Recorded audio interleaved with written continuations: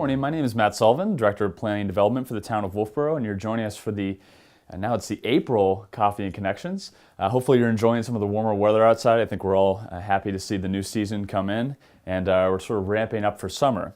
And this month, with that in mind, we're going to look a little bit at what we call the shoreland regulations within the town of Wolfeboro. To start off, before I actually get into how our shoreland regulations work, I just want to mention that many of you may be aware that the state of New Hampshire actually has its own unique set of shoreland regulations, but the town of Wolfeboro's go above and beyond that and are more restrictive. And that's really getting to the fact that we recognize water resources to be one of the more critical assets within our community, and we want to make sure that we're taking action within this area to really protect that asset, because it's important for all of us. So what I'm really going to focus on today is the actual, what we call the protected shoreland, the PS up here, and that's the area within 250 feet of the water. But before I get started, one thing I want to just mention is that what we're really recognizing now is that so much of the impact to our water body really happens beyond this 250-foot line, to 500 feet, to 1,000 feet, and that's really because of these watersheds that we have within the community.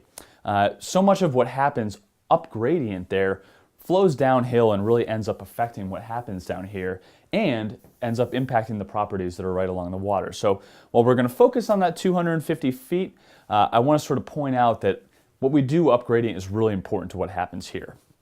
So let's look at sort of what the different areas are within land 250 feet from the water. Again, the 250-foot line measured back from the actual water line is called the protected shoreland. 150 feet measured back from the water is what we call the natural woodlands buffer. And then 50 feet back from the water is what we call the waterfront buffer. And those are all really important because within each of those we have specific regulations that govern what you can do. So what I'm going to do is sort of do my best to walk you through what all of those are, and then we'll talk about some amendments that we've made this year through the warrant article process that affect what you can really do when it comes to structures that exist down in this area within the 50-foot line. So to start off, we have our water line here, we have our lot line, which is identified in red, and we're using a pretty square-shaped lot here for discussion purposes. Up here we've got a road that's running right along the lot line. The setbacks are measured, or sort of not perfectly to scale, but they're shown in green here. This is the 50-foot setback. This is what really depends on, and I'll get to this in a second, depends on how much waterfront you have, but we're showing sort of a 20-foot setback here as a standard, and then we're showing about a 30-foot road setback. These are our structural setbacks along the water. And the first thing I want to point out is that this 50-foot line for structural setback, that's a little more restrictive than the state. The state actually allows you to have some accessory structures within this area up here and allows for some expansion beyond what the town of Wolfeboro allows. We do not. You are not allowed to build structures in this 50-foot area. We have a lot of what we call pre-existing situations where there are structures there, and what we're doing is trying to bring those more into conformance and limit the impact to the water. So you may see some redevelopment of structures that exist up here, but we don't allow them to be built anew. So going back to the 250 line, we have a standard here in Wolfeboro that says that within this parcel area, back to 250, you're allowed to have up to 30% coverage in there. I'm just going to sort of make some notes on our sheet as we move forward here. So 30% max coverage. And the coverage we're referring to is impervious surfaces, and that refers to gravel surfaces, paved surfaces, roofs, concrete pads, anything that water cannot easily infiltrate. That's going to be that's going to be an impervious surface. So 30% max impervious. However, one thing that we as a town of Wolfeboro require that the state does not is that if you're going to exceed 20%, which is a lower threshold, if you're going to be greater than 20%, we actually require that a professional engineer create a stormwater management plan for your property. So that has to be prepared. It has to show that any what we call first flush event, which is an intense sort of a flow of rainstorm, has to be infiltrated in some sort of BMP on the property. We see infiltration trenches, we see rain gardens, we see a bunch of different things being put in to deal with that, but you must do that if you're going above 20%. I'm just going to write above 20% PE, which is a professional engineer plan. So that's really important. We're a little more restrictive than the state there. And that really is intended, again, to limit the impact of impervious surfaces to these water bodies down here. One thing I want to point out is that if someone has a lot coverage that's above this now, let's say a 75% lot coverage, which we do see on smaller lots, if they're reducing that to, let's say, 40%, we do not require this PE stamped plan. We view that as an improvement to the property. We don't have a requirement there. So this is really if you're going to go up in impervious coverage that we require this. So again, it's between the 0 and the 250 line that we have that restriction.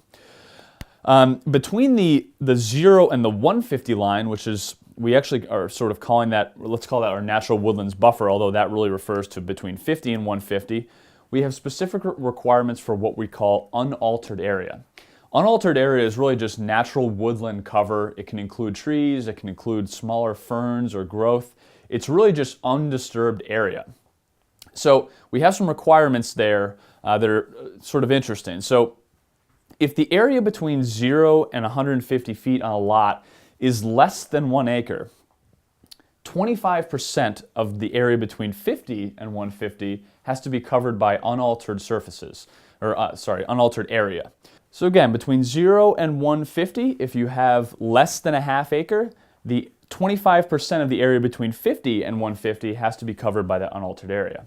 If the area between 0 and 150 is greater than a half acre, then 50% of the area between 50 and 150 has to be covered by unaltered area, exclusive of any post-construction impervious surfaces. So it is a greater requirement at 50%, but we also remove whatever impervious surfaces you're going to have there, whether it's a driveway or a house or anything like that. So it's a more restrictive element of our ordinance, but there is some sort of leeway built into it. One other thing I should point out that is a little unique to Wolfeboro and not in the state's rules is that if you remove unaltered area or you're going to decrease unaltered area below what's required, you're actually required to reestablish that unaltered area, whereas the state may not require that. So that's something that we see a lot in some of our shorefront development plans that we're really proud of, and I think we might look to improve in the future. So that's the area between 50 and 150. The area between 0 and 50 is the smallest area, but by far the most important. It's often the steepest, it's the most susceptible to erosion in many cases. As I said before, it's an area where no structures can be built, but it's an area where we see most of our shorefront development as it exists today, and we're doing a lot to try and improve that existing condition. So what I'm going to do now is sort of walk you through a couple scenarios, and I'm going to deal with our new ordinance that we've enacted through the Planning Board this year and talk a little bit about what we do and what we don't allow within this 50-foot area. So I'm going to use an orange marker, and hopefully folks on TV can see, but we're going to draw a structure that looks like this. And I apologize for my poor drawing skills. I just want to give you a sense of what we're talking about here. So this is an existing structure. It's a house for our purposes, and it's also got a garage back here as well. Very, very small garage, one-car garage. Okay? So this is obviously an existing non-conforming structure. It's beyond the 50-foot line, and a property owner comes in and they'd like to rebuild it as it is right now.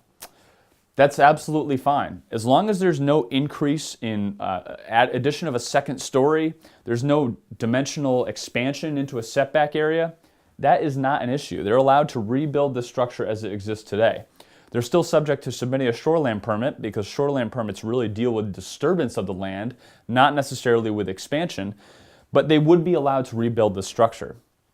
But let's say for the sake of this property owner that they'd actually like to do an expansion. And the expansion that they'd like to do is over in this area. They'd like to do a small addition right here.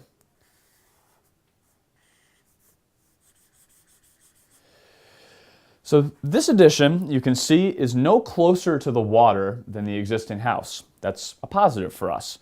It also is not going further into the side setback, as this structure isn't in the side setback right now. So there's no further setback encroachment, but it is more area within the 50-foot area. So that does have some requirements associated with it.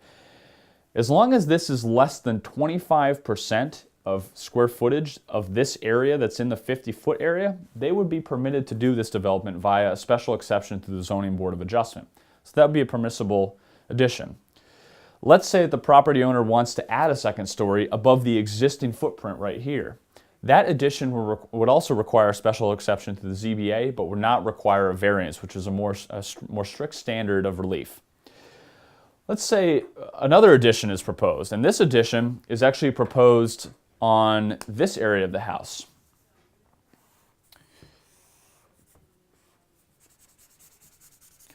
So in this situation, we have a couple of things happening. Obviously, it looks like this is probably less than 25% of the existing orange area, which means that it typically would be a special exception. However, in this case, this is getting closer to the waterfront, and that's a problem for us. So what we would require in this case is that this individual actually seek a variance to the Zoning Board of Adjustment. This is not a permitted activity in the town of Wolfeboro. Further, if they choose to do this, we would require that they actually get a survey done, because these dimensions are really critical for us, and this is, again, our most protected area within the community. So any expansion that goes further here or potentially even protrudes into a side setback area would require a variance to the Zoning Board of Adjustment.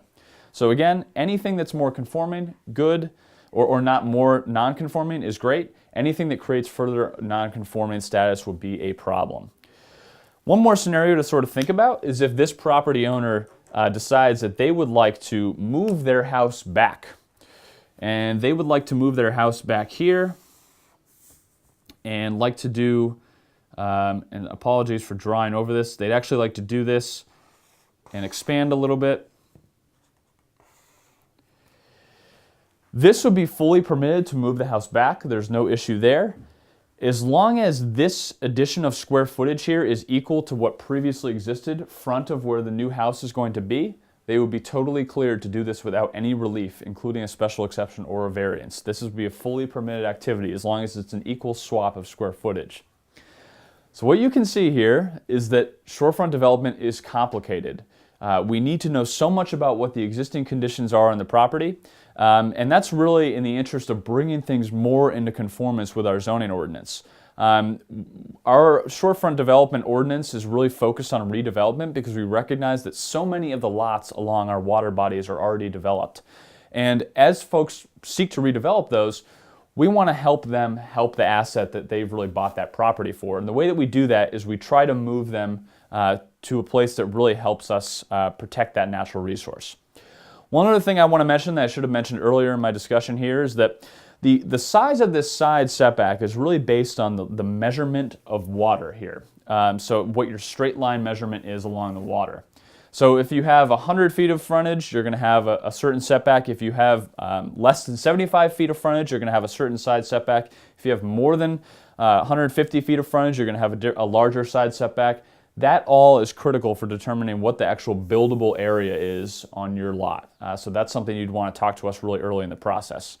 I think that's a good thing to sort of end this discussion on, and that is that as soon as you have an idea for a way that you might want to redevelop your property, or you have questions about a property that is being redeveloped that you've seen and how it meets our regulations, please come and talk to us, because on the shorefront, every property is a bit different, and that's one really important thing to remember. It may be that certain adjustments are being made that may appear to be more impactful, but from our office's perspective might not be. Come and talk to us. We'd love to talk about it. And if you're, again, a property owner that seeks to do some sort of redevelopment, we want to help guide you through that process and make that as predictable as possible, and make sure that with the difference between the state's rules and the town's rules, that you don't get caught up and be delayed in your project. So please come and talk to my office as soon as possible. With that, if you have any further questions about the shorefront redevelopment process and the shorefront regulations, please contact me. My name is Matt Sullivan. I'm the Director of Planning and Development.